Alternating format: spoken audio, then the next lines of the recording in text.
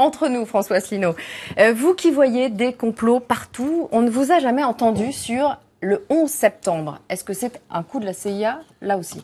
Ce qu'il faut dire aussi, quand même, c'est que sur l'affaire du 11 septembre, si l'enquête avait été bien faite au départ, il n'y aurait pas eu tous les doutes qu'il y a eu après. Parce qu'en fait, il y a plein de choses qui sont très troubles dans cette histoire. D'abord, je ne vois pas des complots partout. Je m'inscris en faux. Ça fait partie d'une campagne de dénigrement qui n'est pas correcte dans le cadre d'une campagne électorale. Il y a des choses dans cette histoire du 11 septembre qui sont pas claires. Voilà. Il y a des choses qui sont pas claires et je pense que l'avenir nous l'apprendra. J'ai jamais pensé que le public était con. D'abord parce que ma mère en fait partie. Il n'y a rien qui m'insupporte plus que les gens de télévision, qui imposent leur vision des choses et leur jugement. Je trouve c'est pas moi.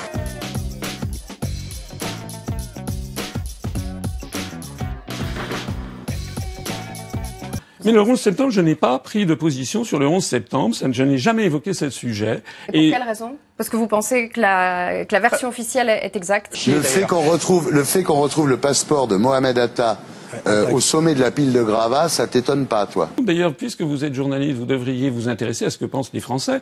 Moi, ça n'est pas le sujet. Non, mais le 11 septembre, vous prétendez à la plus haute fonction de l'État. C'est normal d'avoir une opinion sur le 11 septembre. Mais demandez donc aux autres candidats la même chose. Moi, je veux faire respecter la Constitution. Je veux être le candidat du Frexit, celui qui va permettre aux Français de reprendre leur souveraineté et leur indépendance et de nous sauver du désastre de l'euro, parce que l'euro, on n'en a malheureusement pas parlé, est en train de nous entraîner dans un désastre. On en a parlé au début. Le 11 septembre, vous n'en pensez rien. Il y a des choses dans cette histoire du 11 septembre qui sont pas claires. Voilà. Il y a des choses qui sont pas claires et je pense que l'avenir nous l'apprendra. Que les gens de télévision qui imposent leur vision des choses et leur jugement. Je trouve c'est pas moi. Par ailleurs, on a Asselineau qui a obtenu ses 500 signatures, ou qui est sur le point de les obtenir. Ah oui, alors je reçois des messages toujours des membres de la secte qui s'extasient parce qu'Asselineau a eu ses signatures et qui nous disent on a hâte de voir un débat Marine Le Pen-Asselineau sur l'Europe. En fait, quand un candidat a ses signatures, c'est plutôt suspect, surtout un candidat inexistant comme lui. Ça veut dire que le système a bien envie qu'il les ait et il faut se poser la question pourquoi. Et j'ai fait ce que j'ai fait parce que je pense, et je suis un homme de devoir, je pense qu'il fallait le faire. Voilà, tout simplement. Je ne suis pas en système, anti-système. En fait, je me bats pour mon pays, parce que notre pays, je pèse mes mots, est en train d'être détruit. Si Asselineau a ses signatures, alors que par exemple Mélenchon a du mal à les obtenir, alors que Mélenchon pèse 15% et l'autre 0,3%, c'est qu'en fait, pour le système, que Asselineau et ses signatures, c'est enlever quelques électeurs à Marine Le Pen, très peu d'ailleurs, mais surtout un agent de propagande anti-Front National. Parce qu'en réalité, Asselineau ne combat pas l'Union européenne. Il combat le discours de Marine Le Pen sur l'Union européenne, en disant qu'elle ne voudrait pas réellement sortir de l'Union européenne. Le programme qu'on avait en 2012, eh bien, en fait, est toujours valable. Il n'y a pas beaucoup de responsables politiques, excusez-moi de le dire, qui avaient prévu ce qui est en train de se passer. Parce que moi, je propose, depuis 10 ans que j'ai créé ce mouvement politique, je propose que la France sorte sereinement, juridiquement, de l'Union européenne, de l'euro et de l'OTAN, et nous sommes le seul parti politique à le dire et à le proposer. Alors ça, et c'est toujours valable. Donc Asselineau n'est pas un candidat anti-européen, c'est un candidat anti-Front National. Donc en fait, c'est un candidat pro-européen si on comprend que la politique, c'est du billard à 3 bandes. Donc je dis aux abrutis qui s'extasient sur Asselineau qu'il faudrait qu'ils comprennent un peu comment marche la politique et qu'au lieu de s'extasier sur Asselineau, ils comprennent en fait que c'est quand même l'idiot utile du système, qui n'est là que pour empêcher finalement le parti authentiquement patriote d'accéder au pouvoir. D'autres candidats que vous veulent sortir aussi de l'Union européenne. Mais non, ça n'est pas exact. Madame Le Pen ou Monsieur Mélenchon, pour parler d'eux, sont d'abord deux mouvements que je juge de part et d'autre à l'extrême. Moi, je ne suis pas extrémiste. Et deuxièmement, eux, dans leur programme, il faut regarder à la loupe, vous savez, il faut regarder que les Français soient précis. Ils proposent de renégocier les traités européens. Et moi, j'explique que l'on ne peut pas renégocier les traités européens. Pour vous, c'est une sortie immédiate? Immédiate, ça veut dire que immédiatement, à peine serais-je installé à l'Élysée, que je organiserai un sommet des chefs d'État et de gouvernement des pays de l'Union européenne pour dire nous mettons en œuvre l'article 50 du traité de l'Union européenne. Comme le fait le Royaume-Uni. Écoutez, comme le fait exactement le Royaume-Uni en ce moment, pour mettre en œuvre cet article. Alors ensuite, c'est pas immédiat. Il faudra conclure un accord de sortie. Il y a 2 ans pour le conclure. Et puis alors, je vais compléter pour les gens qui me disent, parce que j'en entends de belles, que le Front National, c'est la CIA, la secte Moon et je sais pas trop quoi. La campagne de Le Pen est à la hauteur de sa démesure. Car pour la financer, il a trouvé un mécène aussi riche qu'improbable.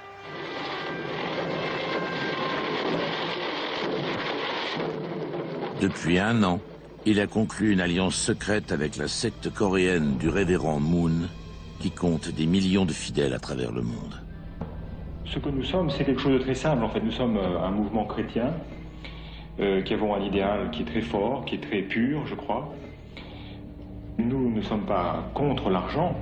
Nous pensons que l'argent peut être utilisé pour le bien et doit être utilisé pour le bien. Bien plus qu'une secte, Moon est une puissante holding anticommuniste. C'était un accord logistique national et international qui devait pouvoir amener Jean-Marie Le Pen jusqu'à la présidence, jusqu'à l'élection présidentielle de 88. Moon, c'est aussi un carnet d'adresses. Chef d'État, patron de presse, homme d'influence. Sérac met le réseau Moon à la disposition du candidat Front National. Piloté par son député mooniste, Jean-Marie Le Pen entame une tournée en Asie et aux États-Unis, où il rencontre le président Reagan. Je rappellerai qu'Asselineau, qui doit approcher les 70 ans... François Asselineau, bonsoir. Bonsoir. Soyez le bienvenu. Merci. Qui êtes-vous ? Eh bien, je m'appelle François Asselineau, j'ai 59 ans, je suis marié, j'ai 2 enfants, diplômé d'HEC, ancien élève de l'ENA, inspecteur général des finances, actuellement en disponibilité, et j'ai une carrière administrative et également dans des cabinets ministériels dans les années 90 notamment. A travaillé toute sa vie pour Charles Pasqua. Alors Charles Pasqua, c'est non seulement la CIA, mais c'était la French Connection. Hein. Donc il n'a pas de leçon à donner. Quant à ses précédents électoraux, avant qu'il se découvre pour le Zorro de la lutte anti-européenne, il s'est présenté sous les auspices de Tibéri, à l'époque, à la mairie de Paris. Donc vraiment, Asselineau, c'est rien, quoi. Hein. Donc à la limite, on ne devrait pas autant en parler. Mais ce qui est un peu agaçant, c'est l'absence totale d'intelligence politique de sa secte de supporters. Voilà. Est-ce que je peux vous montrer ça ? Oui, je suis pas sûr qu'on le voit à l'antenne, mais je vous fais parfaitement confiance. Ça, c'est très important. Ça, c'est très important. C'est le rapport de la Commission européenne du 13 mai 2016 qui fixe ce que doivent être les politiques économiques et sociales de la France en 2017. C'est-à-dire que quel que soit le président de la République que les Français vont élire, sauf si c'est moi, il sera obligé d'appliquer les directives qui sont indiquées dans ce document, et notamment la remise en cause du droit du travail, l'ubérisation généralisée de la société. Ça veut dire que toutes les professions réglementées, les avocats, les notaires, les médecins, les chirurgiens, les pharmaciens, les artisans taxis, etc., vont devoir progressivement voir leur situation précarisée. C'est également la baisse des prestations chômage, c'est la suppression du SMIC.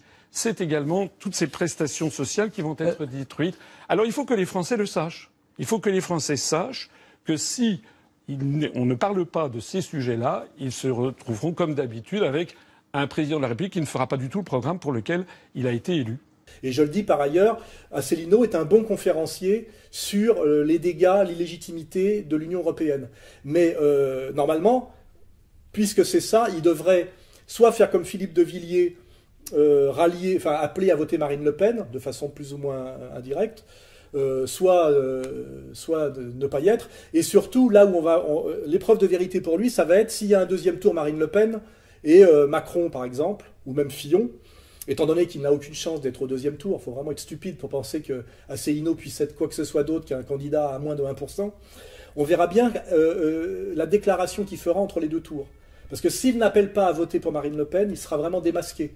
Parce que Marine Le Pen, même si elle n'est pas 100% sur la ligne Asselineau quant à son combat contre l'Union européenne, elle est quand même la plus proche de lui et la seule qui soit proche de lui, bien évidemment. Je suis le candidat du Frexit. Je suis le seul candidat qui propose que la France sorte de l'Union européenne par la mise en œuvre de l'article 50 du traité de l'Union européenne, ce que d'ailleurs les Britanniques vont faire dans quelques semaines. Voilà.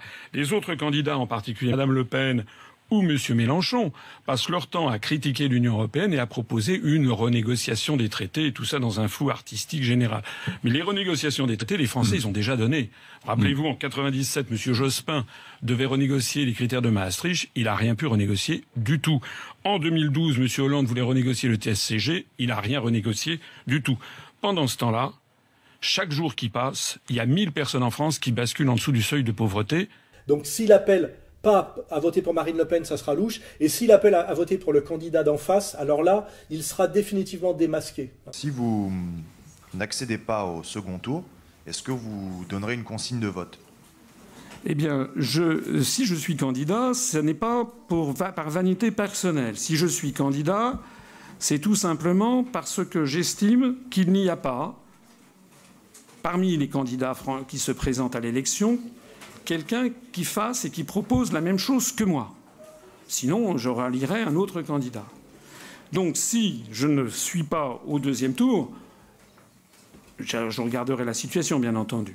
Mais si je ne suis pas au second tour, je ne me désisterai pour personne et j'appellerai les Français à voter en conscience. Si vous êtes candidate, et donc par hypothèse, c'est une hypothèse, élue et présidente de la République, que feriez-vous concernant l'euro? Jusqu'à il y a peu, vous disiez le préambule à toute action efficace, c'est de sortir immédiatement la France de l'euro. Vous avez changé d'avis en disant que vous organiseriez un référendum au bout de quelques mois. Où en êtes-vous? Allons-nous, si vous êtes présidente de la République, sortir in petto de l'euro? Il n'a jamais été question de cela, monsieur. Jamais.